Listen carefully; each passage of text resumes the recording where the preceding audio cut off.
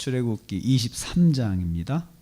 23장 1절로 9절 말씀 교독합니다. 오늘 말씀도 제사장 나라인 이스라엘 백성의 공동체 생활에 대한 구체적인 규정들을 말씀해 주고 있습니다. 건강한 이웃관계를 위한 말씀들입니다. 첫째는 이웃을 억울하게 만들지 말아라 라고 말했습니다. 1절 3절 말씀 또 반복되는 7절과 6절 말씀 보면은 그 말씀이 잘 기록되어 있습니다. 거짓 소문을 퍼뜨려서 이웃을 억울하게 만들지 말라 그렇게 말씀했습니다. 거짓 소문.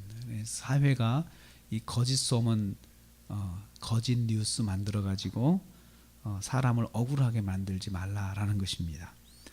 또한 악한 자에게 동조해서 위증하지 말라. 이런 일들은 오늘날도 많죠. 그런데 그때도 그런 일이 많았었나 봐요. 사람이 사는 곳에서는 그런 일이 있습니다. 그래서 힘이 없는 무지한 사람, 힘이 없는 의로운 사람이 억울한 일을 당하지 않도록 각별히 주의를 기울여야 된다라고 말씀합니다. 그래서 7절에 그 말을 또 반복하고 있어요. 거짓 일을 멀리해라. 그래서 무지한 자와 의로운 사람을 억울하게 죽지 않도록, 생명을 잃지 않도록 보호해줘라. 그래서 지도자나 그 지도자의 위치에 있는 사람들, 그 분별의 아래 위치에 있는 사람이 각별하게 신경을 써서 분별을 잘 하도록 그렇게 말씀하고 있습니다. 또한 2절 말씀 보면 악을 행하는 사람들의 무리 속에 들어가지 말아야 된다는 것입니다. 그들과 함께 악을 행하지 말고 그들과 편성해서 부당한 증언을 하지 마라. 사람들이 다수 속에 들어가서 악을 행하는 다수 속에 들어가서 그 속에서 같이 악을 행하게 되는데 왕따 될까 봐 무서워서 그런 거죠. 왕따 될까 봐. 그래서 그 속에 그냥 들어가서 같은 편이 돼주면 자기가 편하니까 그렇게 하는데, 그래서 억울한 일이 발생하도록 하지 않도록 해야 된다. 왜 그래야 될까요? 출애굽기 19장 6절 7절 말씀에 제사장 나라 백성이니까요. 이스라엘 백성은 제사장 나라이기 때문에 그들의 그 모습을 통해서 하나님을 보여주고 또 이방 사람들이 하나님을 알고 하나님을 믿게 하기 위한 그러한 특별한 제사장의 역할을 해야 될 민족이기 때문에 그 백성들 안에서 억울한 일을 당하지 않도록, 이방 사람들은 그렇게 한다 하더라도 하나님 백성들은 그러면 안 된다라는 것입니다. 3절과 6절 말씀 보면 가난한 사람의 송사라고 해서 무조건 봐주면 안 된다.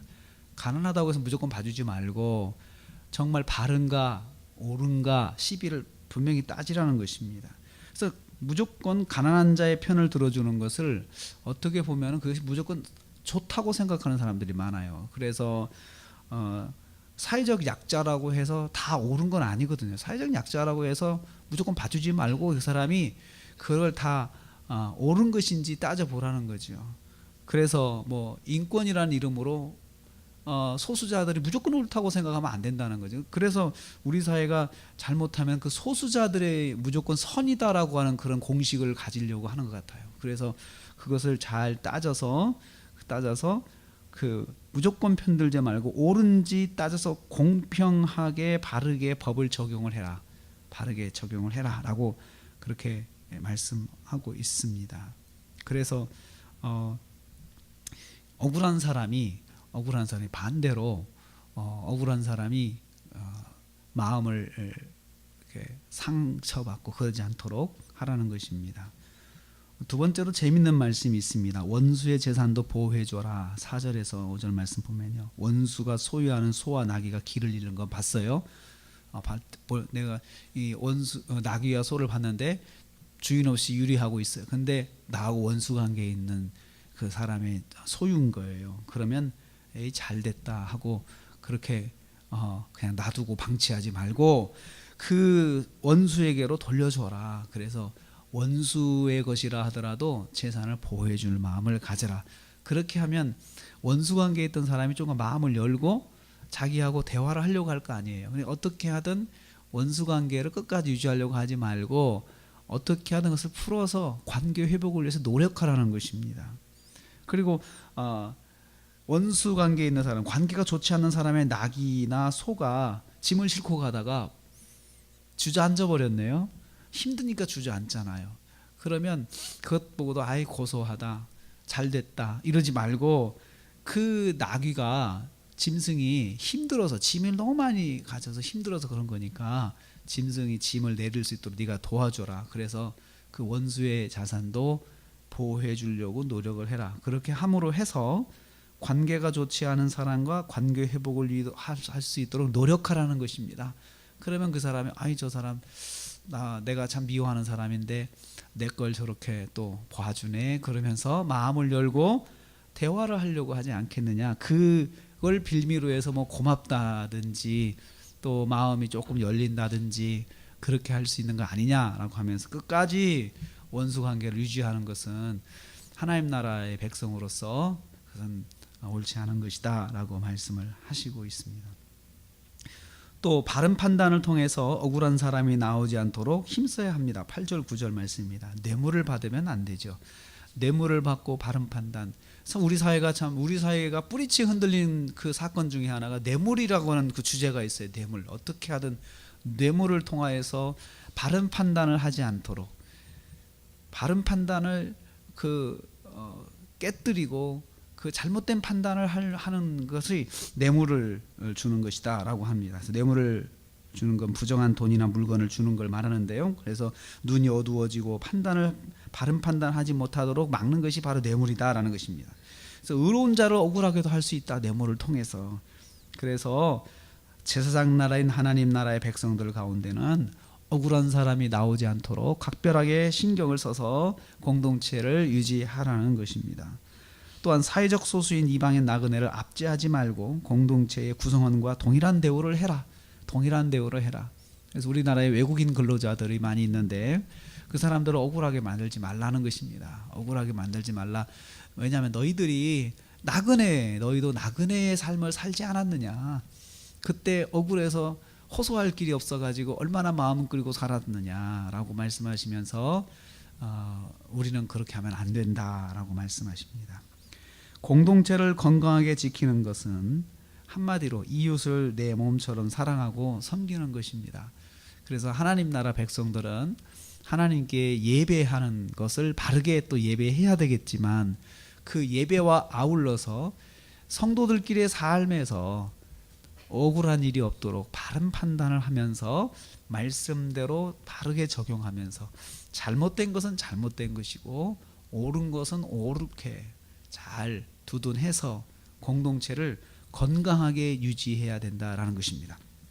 여러분 이 율법의 원리가 서구 사회의 사회법 속에 그대로 들어가 있습니다.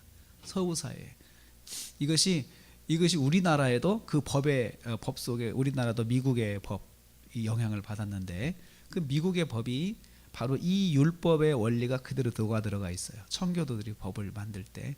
그리고 우리나라 그 영향을 받아서 사실 우리나라의 헌법 속에 이 정신이 들어가 있습니다. 그런데 이제 이러한 것들이 오늘날 이제 그 사회 속에서 저항을 받고 있어요.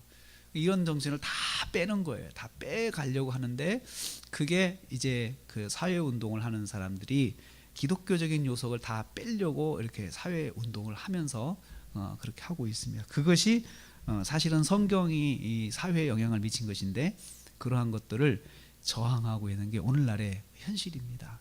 그래서 우리가 이 말씀대로 우리가 교회 공동체에서부터 그렇게 적용을 해야 되고 또 우리가 있는 곳에서도 이런 원리대로 우리가 헌신해서 살면 그 정신이 영향을 줄 수 있지 않을까라는 생각을 하게 됩니다. 오늘 말씀 보면 지극히 어떻게 보면 도덕적인 법입니다. 도덕적인 법. 근데 우리 교회는 바로 우리가 사회적 윤리 속에서 우리가 해야 된다. 이것보다도 더 앞서는 게 나는 성도로서 하나님을 믿는 사람으로서 내가 하나님 말씀대로 산다 그러면 이 사회가 바르게 유지가 될 수 있습니다. 우리 그리스도인들이. 그래서 우리를 말할 때 빛과 소금이다라고 말하는 것이에요.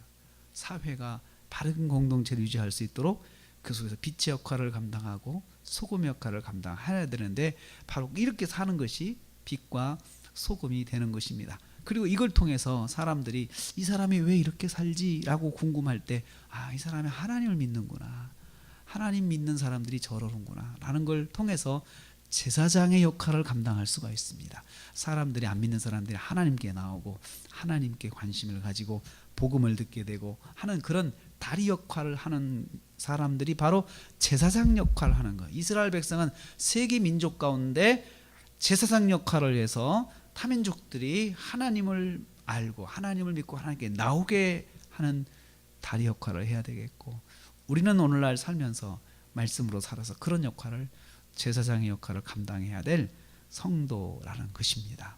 오늘 하루도 우리가 제사장의 역할을 감당하는 삶을 이렇게 살아서 억울하게 사람을 만들지 말고, 내 주변에 있는 사람이 나로 인해서 억울한 일을 당하지 않도록 내가 먼저 빛과 소금으로 살아서 오늘 하루도 주님을 영화롭게 하는 삶으로 승리하시기를 주님의 이름으로 축복합니다.